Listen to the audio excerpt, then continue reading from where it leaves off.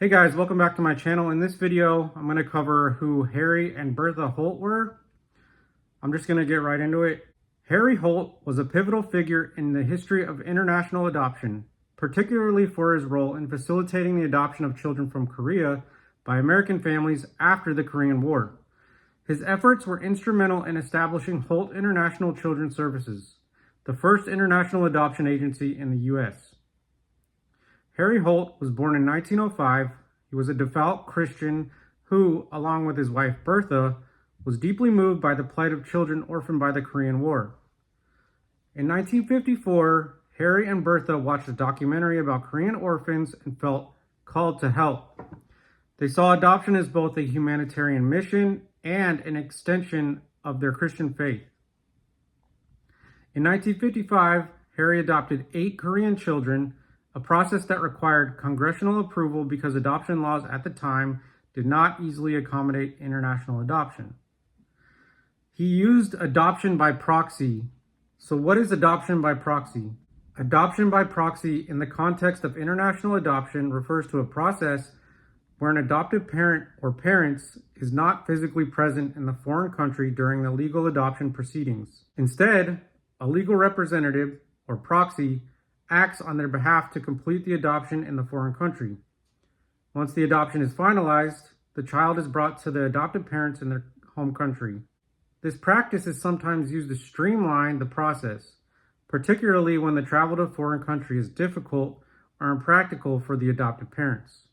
Harry Holt is credited with initiating and popularizing international adoption, particularly from Korea, at a time when adoption across national and racial lines were uncommon. His efforts laid the groundwork for modern intercountry adoption practices. In 1956, Harry and Bertha established Holt International, an organization that became a great leader in international adoption and child welfare services. The agency continues to work globally to this day.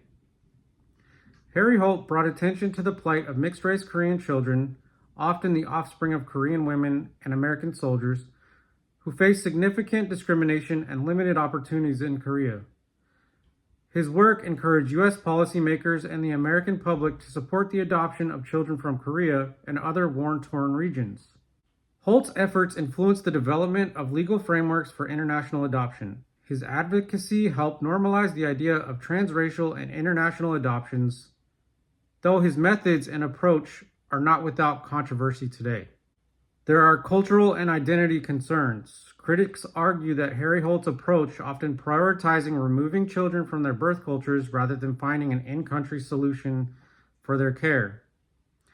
Adult adoptees have spoken about the struggles with identity, cultural disconnection, and the challenges of growing up predominantly in white communities. Coercion and adoption. Some critics have raised concerns about whether birth parents in Korea fully consented to adoptions, as poverty and social stigma often left them with little choice. There's an article I'd highly recommend you check out from adoptionland.org. It's from the Vance twins.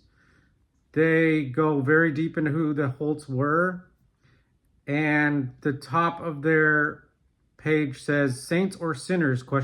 You decide." Doing your own research in adoption is vital to get the whole story. His work also sparked a global conversation about the ethics and challenges of international adoption, leaving a lasting impact on child welfare practices. Bertha Holt wrote a book, The Seed from the East. This book documents their journey in founding Holt International and their experience in adoption. Now, there's great controversy in international adoption. What I'd recommend you do is listen to the adult adoptees most affected by this, the adoptees that were adopted as children, now adults speaking out. These are the voices that should be centered and listened to the most, because we are, as children, as adoptees, we are the ones most affected. And specifically this case, the Korean adoptees that were adopted through Holt International. I really recommend you watch this video, South Korea's Adoption Reckoning, full documentary from FRONTLINE. It's from PBS. I am going to recommend that you look at these screenshots and listen to adoptee voices most affected by Holt International.